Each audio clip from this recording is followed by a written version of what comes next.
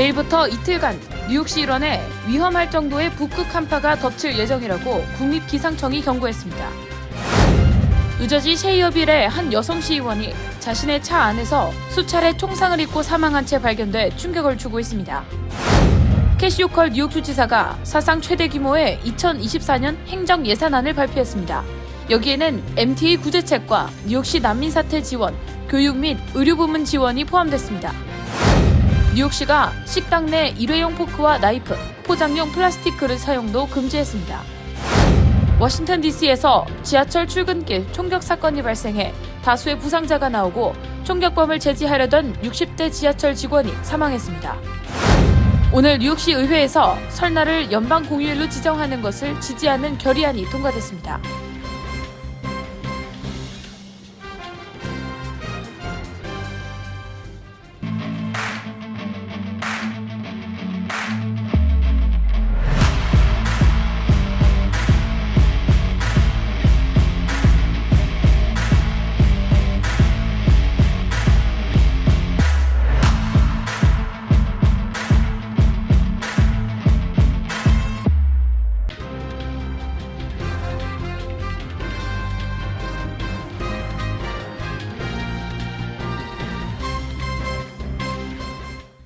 여러분 안녕하십니까?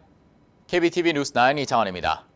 내일과 모레 뉴욕 일원에 위험할 정도의 한파가 예상된다고 국립기상청이 경고했습니다. 금요일 기온이 계속 떨어지면서 토요일 오전에는 가장 추운 주말을 기록할 것으로 보입니다. 시청자분들께서 각별히 건강과 안전에 유의하시겠습니다. 첫 번째 소식 전장희 기자가 전합니다. 국립기상청에 따르면 북극발 한랭 전선이 목요일 늦게부터 금요일까지 휩쓸고 지나가면서 뉴욕시의 최저기온 화씨 6도까지 떨어지는 강추위가 엄습할 전망입니다. 토요일 최고기온은 화씨 24도로 섭씨 영하권에 머물 예정이고 이날 밤 최저기온도 화씨 20도까지 떨어지는데 체감 온도가 높아 더욱 춥게 느껴지겠습니다. 뉴욕시 메트로 지역, 롱아일랜드, 뉴저지 북동부의 경우 체감온도가 마이너스 10도에서 마이너스 15도로 예상되고 있습니다. 허드슨밸리 일부 지역은 체감온도가 영하 25도까지 떨어질 것으로 보입니다. 기상청은 이 같은 낮은 기온은 위험할 정도로 바람이 차 10분만 노출돼도 피부에 동상을 일으킬 수 있다고 경고하고 주민들은 외출 시 목도리, 내복 등 방한용품을 꼭 착용하고 실내는 적정 온도 화씨 64도에서 68도 이상을 유지할 것을 당부했습니다. 질병통제예방센터에 따르면 매년 평균 약 1,320명이 저체온증이나 추위에 의한 노출로 사망합니다. 보건부에 따르면 뉴욕시에서만 매년 평균 15명이 감기와 관련돼 사망하고 매년 감기로 약 150건 정도 응급실을 방문합니다. 이번 한랭 전선은 토요일 오후부터 물러나 밤부터 일요일까지 기온이 다시 올라 일요일 낮 최고는 40도대를 보이며 올해 이어지고 있는 따뜻한 겨울 날씨가 계속될 것으로 보입니다. 한편 이번 한파에도 뉴욕시 일원에는 눈 소식이 없어 올해 뉴욕시가 경신 중인 눈 가뭄이 이어질 전망입니다. KBTV 뉴스 전상입니다. 뉴저지의 한 여성 시의원이 자신의 차 안에서 수차례 총상을 입고 사망하는 사고가 발생했습니다. 뉴저지 필머피 주지사와 시어빌 시장은 성명을 내고 비겁하고 끔찍한 총격 사건으로 지역 사회를 위해 헌신해온 시의원이 사망했다며 총기 폭력을 강력히 비판했습니다. 보도에 김은지 기자입니다. 뉴저지 세이어빌시 소속 30세 유니스 듀포 시의원은 어제 저녁 7시 30분경 자신의 차 안에서 여러 발의 총에 맞아 사망했습니다. 현재 뉴저지 경찰은 이번 사건이 의도된 총격 범죄로 보인다고 추정하고 있으며 사건의 경위 파악에 집중하고 있습니다. 총에 맞은 듀포 의원의 차량은 약 100피트를 이동하며 인근에 주차돼 있던 2대의 차량을 들이받았습니다. 2022년 의원으로 선출된 듀포어는 공화당 소속으로 3년 임기의 의원직으로 활동 중이었습니다. 그 외에도 비즈니스 분석가이자 파트타임 응급구조요원으로 지역사회를 위해 바쁘게 일해왔습니다. 오늘 필머피 주지사는 성명을 통해 총에 맞은 선출직 공무원의 사망 소식은 충격적이고 끔찍하다며 이번 총격 사건을 강력히 비판했습니다. 빅토리아 킬패트릭 세이어빌 시장 역시 유니스는 지역사회의 시의원으로 또 응급구조요원 등으로 일하며 지역사회 발전을 위해 노력해온 헌신적인 인물이라며 비열한 총기 범죄의 희생양으로 더 이상 그녀를 볼 수 없다는 것에 애통한 마음을 감추지 못한다고 전했습니다. 이어 시장으로서 시원이었던 그녀와 가까이서 협력하며 일할 기회가 여러 번 있었는데 그녀는 단순히 지역사회를 위해 일하는 것을 넘어 신앙적으로 성숙한 기독교인이었으며 그녀의 믿음과 생활을 일치시키려고 늘 노력해왔다고 평가했습니다. 이번 30세 여성 시의원을 사망에 이르게 한 총격 사건 조사를 위해 세이어빌 경찰과 미들섹스 카운티 검찰청이 수사를 벌이고 있으며 아직까지 총격범은 잡히지 않았습니다. KBTV 뉴스 김은지입니다. 캐티 호코 뉴욕 주지사가 경제 회복을 위한 각종 투자를 확대하는 사상 최대 규모 예산안을 발표했습니다. 여기에는 재정난을 겪고 있는 MTA 구제책, 뉴욕시 난민 사태 지원과 함께 교육, 의료 부분 지원이 포함됐습니다. 자세한 내용 전상희 기자가 알아봤습니다. 주지사가 발표한 2023-2024 회계년도 예비 행정 예산안은 지난 회계년도 최종 예산안보다 2.4% 증액된 2,270억 달러 규모로 책정됐습니다. 예산안에 따르면 메트로폴리탄 교통공사 MTA가 2025년까지 예정된 예산 적자 30억 달러를 주정부가 지원합니다. 주정부는 예산 마련을 위해 다운스테이트에서 대중교통 네트워크를 통해 8억 달러 이상을 벌어들이는 사업체에 대한 급여세를 인상하고 뉴욕시에 설립될 예정인 카지노 3곳의 수익 일부를 MTA 지원으로 전환한다는 계획입니다. 이와 함께 앞으로 10년 동안 주 전역에 80만 채에 달하는 신축 주택 공급을 위한 뉴욕 하우징 컴팩트도 공개했습니다. 여기에는 2억 5천만 달러 규모의 인프라 개선 프로젝트 등이 포함되며 신축 주거 건물 세금 감면 규정인 421-A를 2030년까지 연장하는 내용도 있습니다. 또 지난해부터 이슈가 되고 있는 망명 신청자 문제 해결을 위해 주정부 예산 209억 달러를 투입하며 전년도에 비해 27억 달러 증액된 주 전역 공립학교 운영 지원금 240억 달러를 포함해 주정부의 교육 예산이 340억 5천만 달러로 책정됐습니다. 이외에 보석개혁법 개정, 담배세 현행 4달러 35센트에서 5달러 35센트로 인상, 뉴욕 주립대와 시립대 등록금 인상, 차터스쿨 확대 등이 포함됐습니다. 또 의료시설 지원에 10억 달러 이상을 투자해 저소득층 780만 명의 장기 요양 서비스를 제공할 계획입니다. KBTV 뉴스 전상입니다. 뉴욕시가 식당 내 비닐봉지와 플라스틱 빨대 제공 금지에 이어 테이크아웃 음식에 제공하는 일회용 포크나 나이프 등의 사용도 제한했습니다. 계속해서 전상희 기자의 보도입니다.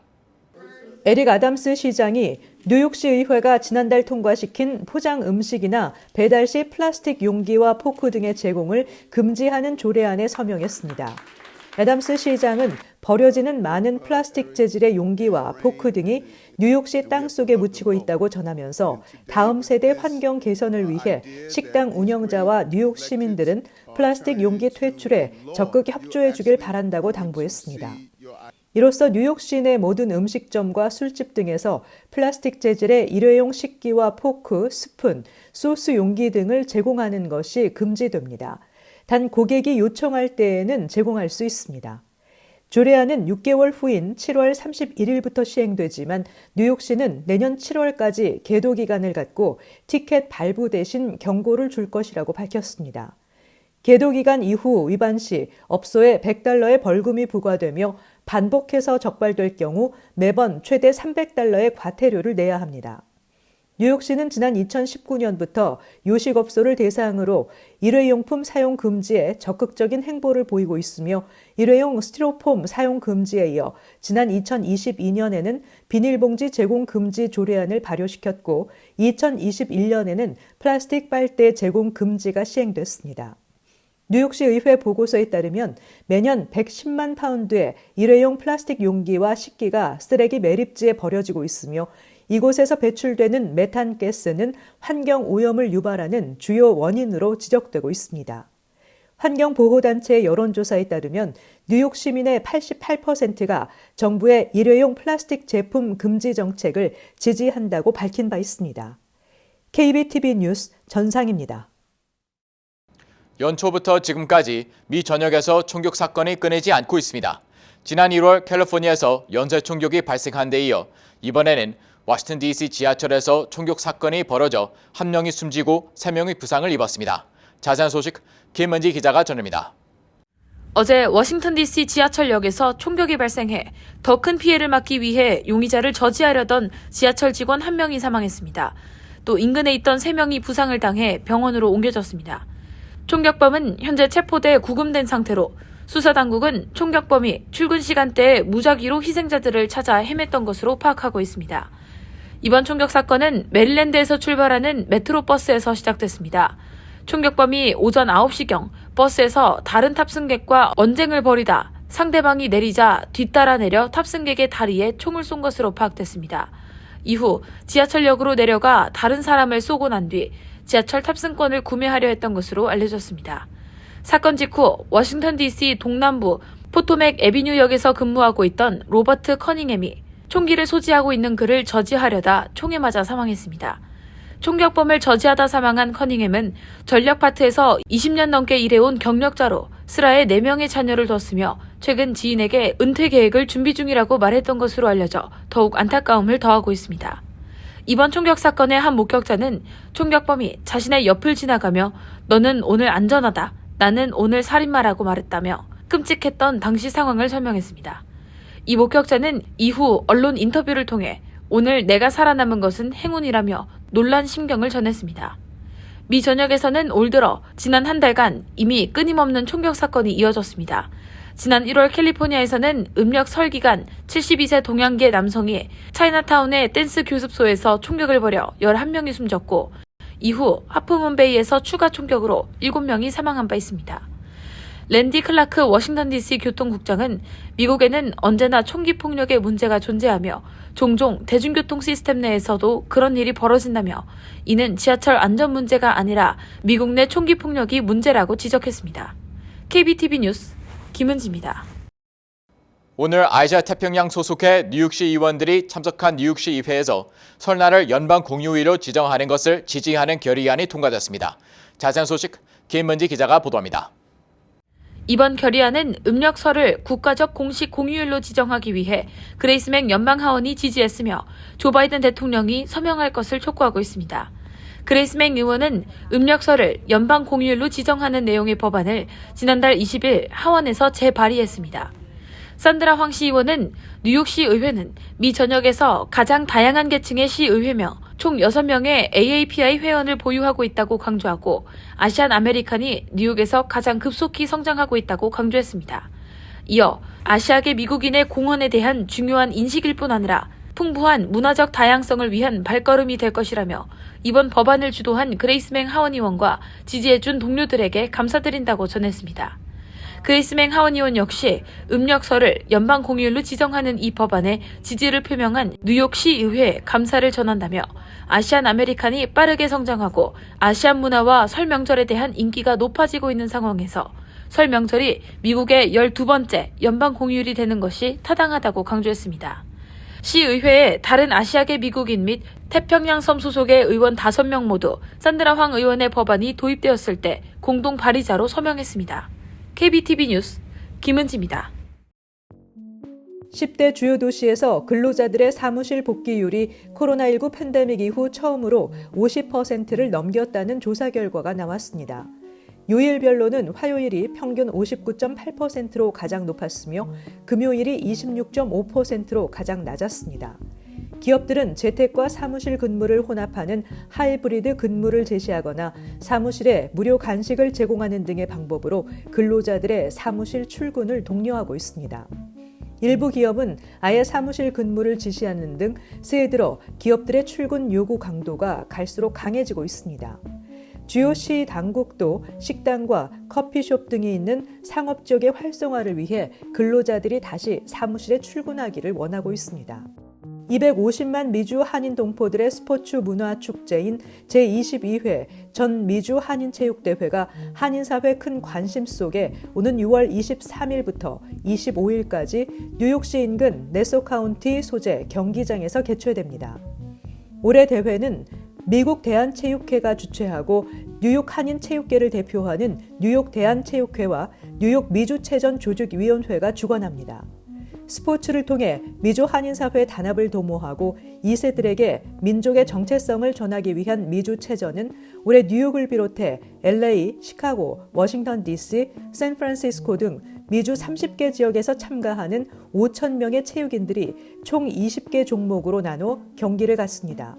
올해 미주체전은 역사상 처음으로 유럽, 아시아, 남미 지역에서도 참가할 것으로 예상됩니다. 대회에 앞서 미국 대륙을 횡단하는 3,000마일에 달하는 성화 봉송도 진행됩니다. 연방식품의약국 FDA 백신 및 관련 생물학적 제품 자문위원회는 오미크론 하위 변이에 대응하도록 개량된 2가 백신을 표준 백신으로 하는 방안에 만장일치로 합의했습니다. 블룸버그 통신은 이는 보건당국이 독감 백신처럼 매년 그해 유행할 것으로 예상되는 바이러스를 선정해 백신 성분에 포함시킬 수 있게 길을 열어준 것이라며 코로나19 백신을 연 1회 접종하는 FDA 계획을 지지하는 것이라고 전했습니다. FDA는 다음 주 위원회의 권고를 공식 방침으로 확정할 계획입니다. FDA는 이미 지난달 23일 매년 유행 중이거나 앞으로 유행할 코로나19 바이러스의 유형에 대한 평가를 매년 1회 이상 시행하고 공급될 백신의 성분을 결정하는 방안을 제안했습니다. 미주 한인사회 독립운동의 거점이자 상징이었던 LA 흥사단 옛 본부 건물이 다시 한인들의 품에 안기게 됐습니다. 한국의 국가보훈처는 한국 정부는 흥사단 등 한인사회 협조 속에 부동산 재개발로 인해 철거 위기에 놓였던 LA 한인타운 인근 흥사단 옛 단소에 대한 에스크로를 종료하고 최종 매입 계약을 체결했다고 밝혔습니다. 해외에 소재한 민간인 주도 독립운동 사적지 보존을 위해 정부가 부동산을 매입한 것은 이번이 처음입니다. 정확한 매입가는 공개되지 않았지만 중국계 투자그룹이 지난해 흥사단 측에 제안한 295만 달러보다 낮은 285만 달러 선인 것으로 알려졌습니다. 도산 안창호 선생의 주도로 1913년 샌프란시스코에서 결성돼 1915년 LA로 터전을 옮긴 흥사단은 1929년 카탈리나 소재 건물을 임대해 단소로 사용했습니다. 잠시 후 커뮤니티 브리핑을 전해드립니다.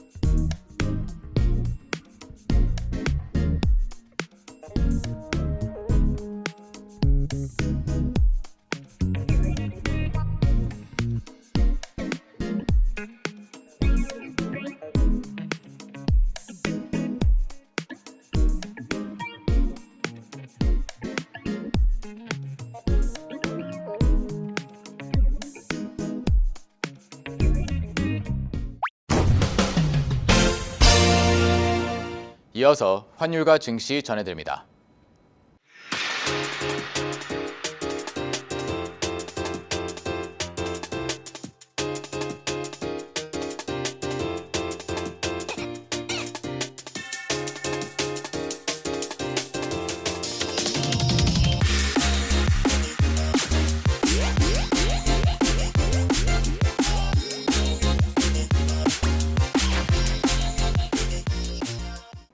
잠시 후 뉴욕과 뉴저지 날씨 전해드립니다.